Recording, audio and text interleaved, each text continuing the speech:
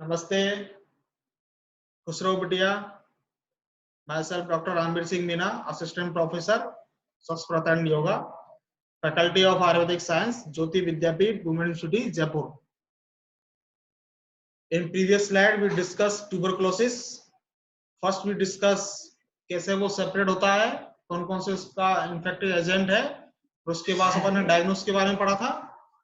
फिर उसके बाद अपन जो उसकी जो मेन मेडिसिन है उनके बारे में पढ़ा था। अब अपन पढ़ेंगे इसका फुली ट्रीटमेंट जो डॉट्स थेरेपी नाम से फेमस है। Now we focus on slide. DOTS जिसको डायरेक्ट ऑब्जर्व ट्रीटमेंट भी कहते हैं, direct observe treatment, short course chemotherapy. Chemotherapy यानी जिसमें केमिकल का यूज होता है, ड्रग्स का यूज होता है, उसको अपन कीमोथेरेपी कहते हैं। तो according to WHO, the most cost effective way to stop the spread of TB in communities with a high incidence is by curing it. काफी सस्ता, काफी अच्छा ये ट्रीटमेंट है ट्यूबरकुलोसिस को क्योर करने का। Is the best curative method of TB known as DOTS. तो डॉट हैज 5 मेन कंपोनेंट हैं इसके। कौन कौन से? Government commitment including political will at all levels, at establishment of a centralized and prioritized system of TB monitoring, recording and training। यानी इस dot system के माध्यम से गवर्नमेंट पूरा डाटा, पूरी इसकी मॉनिटरिंग करती है, कौन सी डिसीज में, कौन से एरिया में पूरा रिकॉर्ड रखती है उसका। ये सारा कुछ ऑर्गेनाइज हो रहा है। और case detection by sputum smear microscopy, और स्पुटम के द्वारा, स्पुटम जांच के द्वारा, जो सैंपलिंग मेथड मैंने तुम्हें पहले बताया था, उसके द्वारा केस डिटेक्ट करते हैं। और standardized treatment regimen directly of 6 to 9 month observed by a health care worker और community health worker for at least the first 2 month.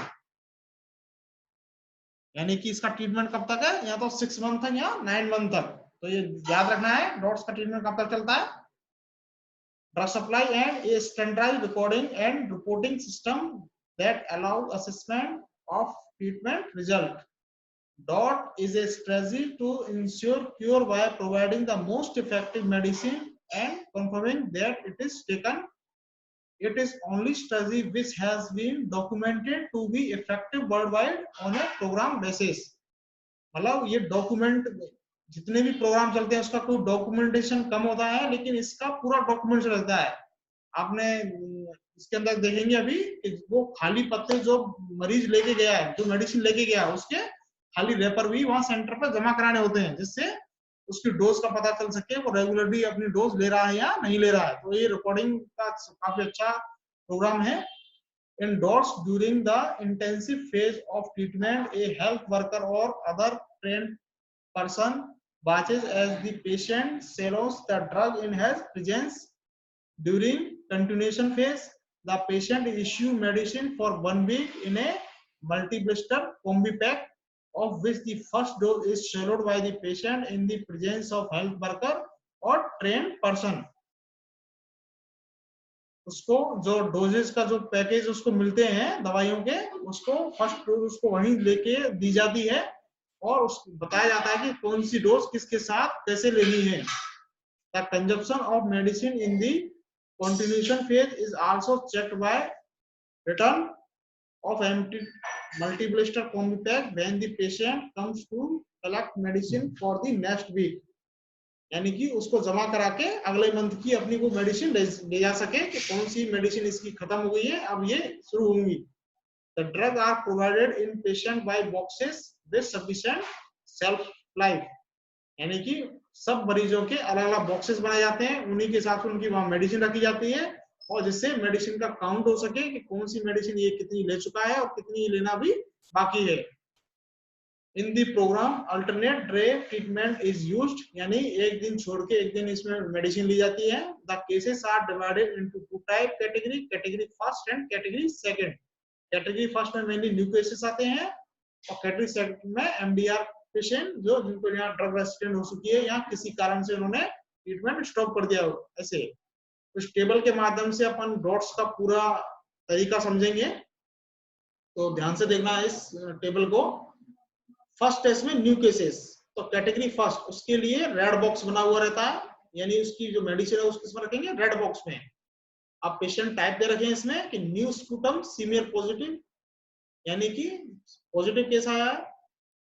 Pre treatment sputum देखो इसमें पहले, यानी ट्रीटमेंट शुरू करने से पहले पॉजिटिव आया स्पूटम, या न्यू स्पूटम सीमियर नेगेटिव आया, या न्यू एक्स्ट्रा पल्मोनरी, या न्यू अदर।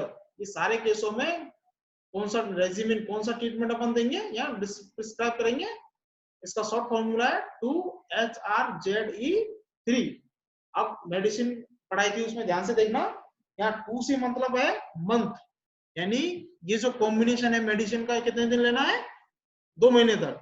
और 3 का मतलब है कि वीक में 3 डेज, यानी कि एक दिन अल्टरनेट छोड़ के एक दिन लेना है इसको। S for isoniazid, R for rifampicin, Z for pyrazinamide, E for इथम्बुटोल।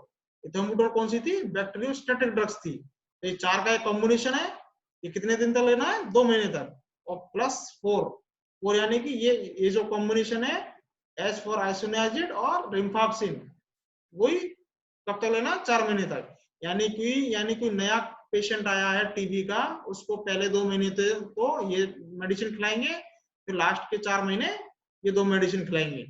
तो याद रहेगा आराम से, इस फॉर्मूले को याद कर लेना। अब इसके बाद टेस्ट एट मंथ, अब 2 महीने इसको मेडिसिन खिलाई, फिर 2 महीने बाद इसका टेस्ट करेंगे। अगर इफ द रिजल्ट, अगर start continuation phase test sputum again at, अगर नेगेटिव आया तो 4 महीने तक खिलाएंगे। ऐसा नहीं कि स्टॉप कर देंगे ट्रीटमेंट को, स्टॉप नहीं करेंगे। 2 महीने तक खिला चुके हैं तो 4 महीने का बचा जो कोर्स है वो पूरा करेंगे अगर नेगेटिव आया तो। अगर फिर भी पॉजिटिव आता है पेशेंट, 2 महीने तक मेडिसिन ली, फिर भी अगर वो पॉजिटिव आ रहा है तो continue intensive phase for 1 more month. तो ये 4 मंथ में 1 मंथ और जोड़ देंगे, यानी 5 month, complete the treatment in 7 month. अगर नेगेटिव है तो 6 मंथ में कंप्लीट होगा, पॉजिटिव है तो 7 मंथ में कंप्लीट होगा। समझ में आ गया कैटेगरी फर्स्ट का। इसका बॉक्सेस कौन सा, रेड बॉक्स में रखते हैं इसकी मेडिसिन। अब आते हैं अपन सेकंड टेबल पे। प्रीवियसली ट्रीटेड, पहले ठीक हो चुका है लेकिन किसी कारण से उसको दोबारा टीबी हो चुकी है, या उसने बीच में ट्रीटमेंट बंद कर दिया, उसकी मेडिसिन ब्लू बॉक्स में रखते हैं। पहला है स्पूटम सीमियर पॉजिटिव, अगर पॉजिटिव आया है तो, या स्पूटम सीमियर पॉजिटिव फेलियर, या sputum smear positive treatment after default, या अदर कोई इस टाइप का केस है तो उसमें वही पहले 2 महीने कौन सी, S for isoniazid, R for rifampicin, Z for pyrazinamide, ethambutol और स्ट्रेप्टोमाइसिन। अब देखो इसमें स्ट्रेप्टोमाइसिन और जोड़ देंगे। स्ट्रेप्टोमाइसिन की जब मेडिसिन पढ़ाई थी बताया था कि ड्रग रेसिडेंस वाले केस में इसका यूज करते हैं। ठीक है, वो 3 का मतलब यानी वीक में 3 डेज, वही अल्टरनेट डेज में यूज देनी करनी है। फिर वही 1 महीने तक कौन सी, HRZE जो शुरू में थी, आइसोनियाजिड रिम्पाम्सिन, इसमें स्ट्रेप्टोमाइसिन नहीं है, उसको छोड़ के। फिर लास्ट के जो 5 महीने ये HRE, यानी इसमें आइसोनियाजिड और रिम्पाम्सिन थी, साथ में इथम्बुटोल भी जोड़ देंगे। ये टोटल ट्रीटमेंट कितने दिन का हो गया, 2-3-1-5 यानी 8 मंथ का। तो टोटल ट्रीटमेंट जो कैटेगरी सेकंड के पेशेंट हैं उनमें 8 मंथ तक मेडिसिन देते हैं। अगर इनमें फर्स्ट टेस्ट कब करेंगे, 3 मंथ बाद। 3 मंथ बाद करने पे अगर स्टार्ट कंटिन्यू फेज टेस्ट अगर नेगेटिव आया तो 5 मंथ तक जो बच्चे कुचे 3 और 5 मंथ में 8 हो गए। ठीक है, नहीं अदरवाइज अगर पॉजिटिव आए फिर भी तो 1 मंथ इसमें भी बढ़ा देंगे। Continue intensive phase for 1 more month. First sputum again at 4 month of sputum is positive, send sputum for culture and during sensitivity as it might to be case of MDR TB।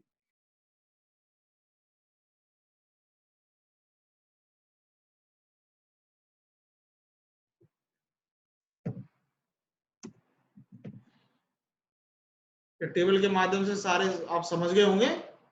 ठीक है, ये question यहाँ से generally बनते नहीं है लेकिन ये ट्रीटमेंट रेजिमेंट तुम्हें पता होना चाहिए। अगर ट्यूबरकुलोसिस अगर क्वेश्चन आया तो आप ये सारा मेंशन अगर उसमें करते हो तो अच्छा इफेक्ट पड़ेगा एग्जामिनर पे। ये ट्यूबरकुलोसिस कंप्लीट हो गया। 4 स्लाइडें थी इसकी टोटल। पहले में उसका इंट्रोडक्शन सेशन था, कैसे सेपरेट होता है, कौन सा इसका पॉजिटिव एजेंट है। दूसरे में उसके स्पुटम के टेस्ट के बारे में बताया था। थर्ड में जो मेडिसिन यूज आ रही है टीबी के लिए, वो उनके बारे में इंट्रोडक्टरी सेक्शन था, उनके बारे में डिटेल से कैसे वर्क करती हैं। और लास्ट में ये चौथा ट्रीटमेंट जो डॉट्स का है उसका अच्छे से एक्सप्लेन किया गया है। तो इसको आप उम्मीद करता हूँ थोड़ा बहुत याद रख पाओगे। इन चारों स्लाइडों में सबसे इंपॉर्टेंट क्या है, कैसे सेपरेट होता है, कौन सा बैक्टीरिया है, और ये डॉट्स का ये जो टेबल है ये आप याद कर लेना, बस ज्यादा ना कर सको तो। आज के लिए काफी है इतना। Thank you.